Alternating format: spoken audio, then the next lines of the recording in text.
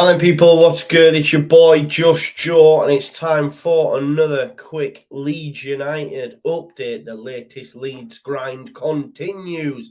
I hope you're all doing fantastically well. Any women or mothers, should I say, that are watching, because I know I get a few, happy Mother's Day, as well as this video has been brought to you on Mothering Sunday. Please do smash a like on the video, subscribe to the channel, get your comments in, and of course hit that notification bell. We're less than 20 people away from 10,000 subscribers. Amazing. If you are watching this and are not subscribed, which is almost 50% here, which kills me, but if you are one of that 50%, and it's less than 20 people, do me a solid and please do subscribe to the channel. On Mothering Sunday, man, your mum will thank you for it, all right? But listen, I'm bringing this video to you because over the last couple of hours, we've had some more breaking news when it comes to the Raphinha, Barcelona, will he, won't he, has he, hasn't he, sort of debate that's going on at the moment. Of course, there are different sides you can sway on, whether or not a deal's been done in principle with the player, his agent, and the club, and therefore there's been no contact with. Yeah, is that tapping up? Yeah, you could say that things, but let's not be naive here. These things do happen because, dare I say, when Victor Orta got the call on deadline day from one agent by the name of Deco that Raphinha was available at 70 million at a cut down price, dare I say that Victor Orta and Deco and Raphinha had already spoken prior to that moment. Had almost probably already agreed what kind of personal terms we're looking at prior to that moment. Hence why deadline day move so quick, because to think that call comes in from Deco on deadline day and Leeds United have then gone to Rennes, agreed a fee, and we know that it's not just as simple as he is 17 million. There is all sorts of clauses for both sides that have to be agreed on. And it's the same when it comes to contractual issues with players, i.e. this is what we're going to pay you. You'll get maybe a 10% wage increase each year on year. You'll have this, you'll have that, you'll have bonus, you'll have this. That takes a lot of time. And believe me, players aren't willing to sign that away without that being 100% solid. That can't be done in a couple of hours. This takes time. So I'm just bringing that point to the fore because there is a lot of people that say, well, it's tapping up what's going on. It's tapping up what's going on. And I understand it. But every club's guilty of it. Every club will reach out to a player prior to them coming to the club. Otherwise, what's the point in making the bid? There is no point in making the bid if the player's not even going to entertain coming to your football club. So it's a fallacy to think that this doesn't go on, because it does. The reason it's so huge is because Leeds United are a Premier League club now, and it's also involving one of the top 5 elite clubs in world football historically.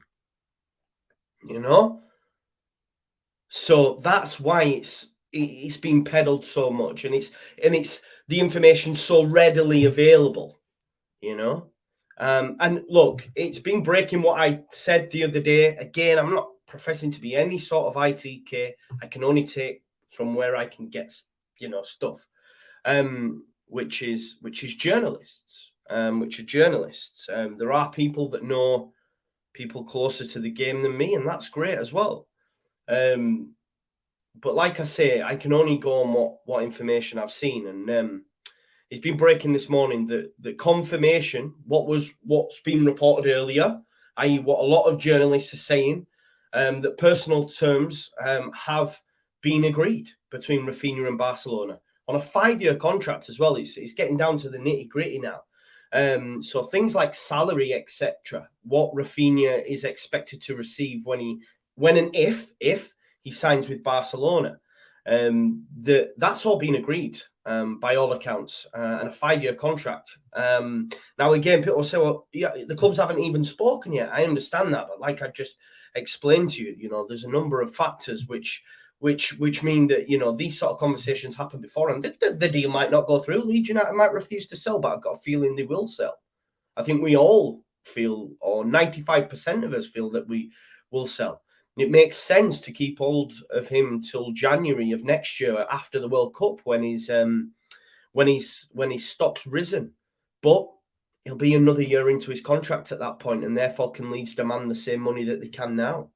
I'm not too sure. Great point as well made by one Josh Hobbs of All Stats Aren't We on social media as well that said, let's not forget the stories that we're hearing about Raphinha were exactly the same when it came to Brendan Aronson in January. He said it's commonplace in football that deals are agreed in principle with the player before the clubs haggle over a fee. Now, we're led to believe, okay, and again, I still question it because Phil Hay mentioned it on the Phil Hay podcast this Friday after I'd been making the point that he'd mentioned it back in March 2021 that Leeds United aren't aware of any, or he wasn't aware that Leeds United and Raphinha had any sort of release clause. He wasn't aware of it. He said, of course, they would be one if they're relegated because that's just commonplace. Again, these little intricacies that can't be done, in the space of a couple of hours. These are built into the deal, and he said that he believes there probably would be, like a relegation wasn't aware of anything the other way. Well, Fabrizio Romano, and listen, I may be wrong, but I say he's up there. I say he's up there. Okay, a lot of it might be regurgitated previous news and all that sort of stuff, but when he breaks a story, it's normally bob on. He's saying that apparently Raphinha's contract includes 2 release clauses. We'd heard this reported previously as well. I'm not too sure, but what Fabrizio's saying is that 75 million if Leeds stay up and 25 million if they are relegated. And that's why Barcelona haven't made their bid yet. They're waiting to find out if Leeds stay in the Premier League or get relegated. He did go on to say, because again, a lot of comments on my previous vid were, will Barcelona are skint? Barcelona are a huge, huge club, and there are ways and means, no doubt, that they can fund this deal. A lot of their great signings that they've made, and Xavi's bringing them back to, elite levels. They were all frees. There's going to be a pit of money that's going to be available to them at some point. Barcelona have said that personal terms are not an issue, and they've been in advanced talks with Deco since February. Of course, they wouldn't, engage in them talks if they didn't feel that they could get a deal done. Now, of course, I think we will stay in the division, and if Leeds United can get 75 million for Raphinha, happy days, because that's a hell of a lot of money. That's a hell of a lot of money for a player that you paid 70 million for less than 2 years ago. At the time a deal will be struck. 75 million. That's some markup. That's some move by Victor Orta and Leeds United. And I think all of us would be happy with that. Because there's a little bit in the back of my mind thinking 50, 55. But if we've got 75 million release clause, then best know you need to trigger that. So, I think we will stay up. And of course, if we do, then that release clause apparently is set at 75 million. Number of, as I say, reputable journalists and sites now reporting this as well. And it says that apparently Raphinha has his heart set on the move as well. He will do everything in his power to move to Barcelona in the summer. And that's not a case of like he's going to be, negative towards Leeds United or anything like that, because I don't believe he's that type of guy. He just wants to play football, but I mean that in terms of he doesn't want to go elsewhere. Barcelona is where he wants to go. We know that Chelsea were interested, Bayern Munich, maybe even Chelsea for a period of time, but Barcelona is where he wants to go. And of course, his agent Deco played at Barcelona, and he has a great relationship with Laporta, the president. Not only that, we know how close Raphinha and one of the goats of world football, Ronaldinho, are. You know what I mean? And he's a legend at Barca. So of course, Raphinha would love to follow in his footsteps. That'd be a dream for him. Brazilian young kid from the favelas, like your Ronaldinho, makes that move to his idol, Ronaldinho's club, under his agent Deco, was at Barcelona. Everything's written. And do you know what? As I say this, I think, do you know what? Fair play, Raphinha. I've seen some people replying to tweets on about, and they are in the minority, on about snake emojis. Yo, let's not do that. I don't think Raphinha's snaking it at all. Not a chance. I don't go along with that. It's not where my head lies. You know what I mean? I wouldn't begrudge the guy the move to Barcelona. As I said, the Ronaldinho deck, all that sort of stuff. It just makes perfect sense for him. Of course, I'd like him to stay at my football club, but as I've said to you guys previously, wingers are a little bit. They could be a little bit surplus under the Jesse Marsch system if indeed he does opt it during the summer. And Brendan Aronson might be more suited. And not only that, you reinvest that money right, 20, 25, maybe 30 at a push, Leeds United sort of figure.